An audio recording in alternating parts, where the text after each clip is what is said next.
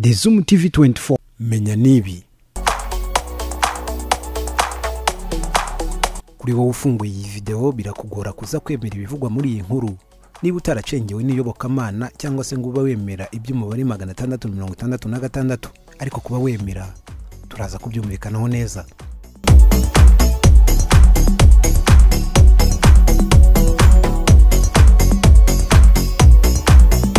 Icyo tuganira uyu munsi ni byavuzwe ko Donald Trump yaba ari we nyamaswa ivugwa muri Bibiliya kandi ngo afitanye isano n'uyu mubare 666.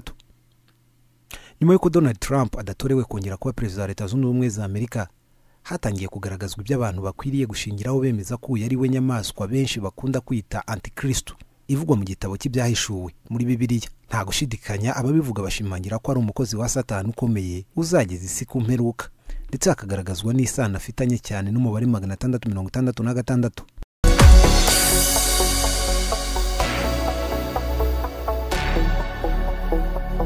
Reka twifashishe inyandiko y'ikinyamakuru Metro yagarutse kuri ibi, yerekana ko hari umusesenguzi batatangaje amazina wagaragaje ibimenyetso simusiga bikwiriye gushingirwaho hemezwa ko Donald Trump ari we nyamaswa ivugwa muri Bibiliya mu gitabo cy'ibyahishuwe.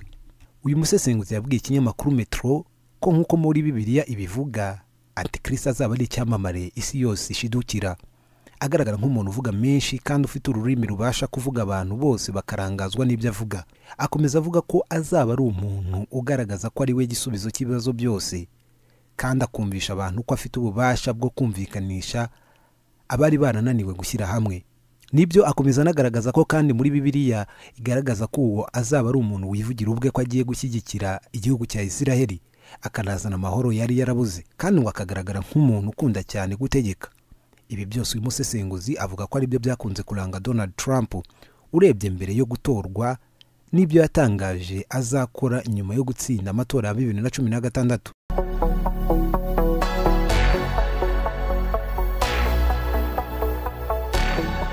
Twihute tugere ku kintu cya mbere gikomeye.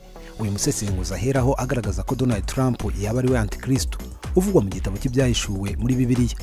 Icya mbere ngo nuko ngo afite aho ahuriye simusiga n'umubare 666 ukunda kuvugwa cyane ko ari ikimenyetso cya Satani.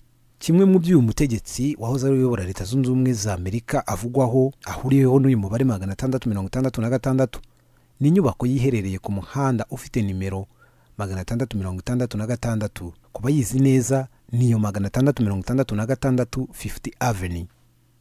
Iyi nyubako kandi bigaragazwa ko yaguzwe amadolari y'Amerika angana na $1,800,000, nabwo bikagaragazwa ko harimo umubare 18 ukabugizwe na 6 bisobanura ko nabyo byaba birimo 666.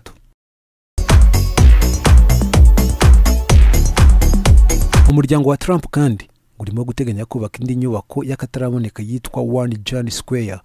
Iyi kazatwara akayabo ka $666 z'amadolari y'Amerika, kandi umwe mu bahanga mu by'ubwubatsi uri mu bize inyigo yayo ngo yamaze gutangaza ko izaba ifite uburebure bwa metero 203, wazihindura mu rugero rw'uburebure ruzwi nka feet ugasanga ari 666. Icya kabiri, inyubako izwi nka Trump Tower nayo uyu musesenguzi yerekanye ko ifitanye isano cyane na Satani, kuko nayo ifite uburebure bwa metero 203 zingana na feet 666, kandi Trump bikavugwa ko yakunze kwibera mu igorofa rya 66 ahanditse 66F. Hanyuma kandi bikaba bizwi ko inyuguti ya F ari ya gatandatu ku rutonde rw'inyuguti cyangwa se ibizwi nka alphabetical order, bityo nabyo bikaba byabyara umubare 666.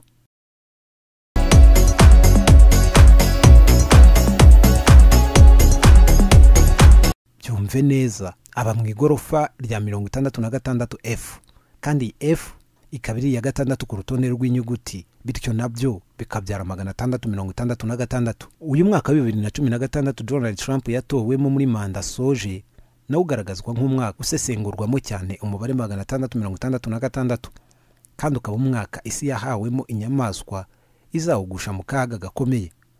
Uyu musesenguzi agaragaza ko 2016 bihwanye na 666 guteranyaho 666 ukongera ugateranyaho 666 ukongera ugateranyaho 6 ugateranya kandi 6 ukongera ugateranya kandi 6 nabyo ngo bishimangira ko Donald Trump nta kabuza ari we nyamaswa kwa ivugwa muri Bibiliya.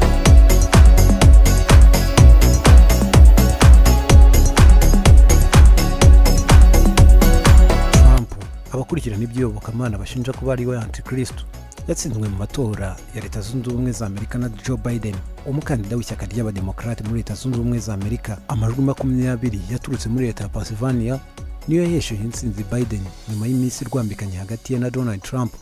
Bitandukanye nuko abandi byagendaga, Trump yahise yandika ku rukuta rwe rwa Twitter ko ari we watsinze aho kugira ngo ahamagare uwo bari bahanganya amushimira. Aha benshi nabo bakomeje kwibaza byinshi ndetse banibaza niba Donald Trump azemera kuva muri White House ku neza cyangwa se agakurwamo ku ngufu. Ndetse benshi banashya ubwoba kuyu abakurikira iby'iyobokamana bashinja kuba antikristo ashobora no gukurura imyigaragambyo yageza Leta Zunze Ubumwe za Amerika mu ntambara ikomeye, intambara itasiga abatuye isi yose. Leta Zunze Ubumwe za Amerika zihanganye kabarakaga ku isi yose. Nta gushidikanya Donald Trump n'undi yababaye antikristo nk'uko abacengeye ijambo ry'Imana cyangwa se abacengeye inyigisho za Kristo babisobanura. Itwa Didas Niyibizi, ni The Zoom TV 24. Niba utarakanda subscribe kanda ukamenyetso k'umutuku kandi to subscribe kugira ngo uzajye ubona n'izindi video zitandukanye utasanga ahandi.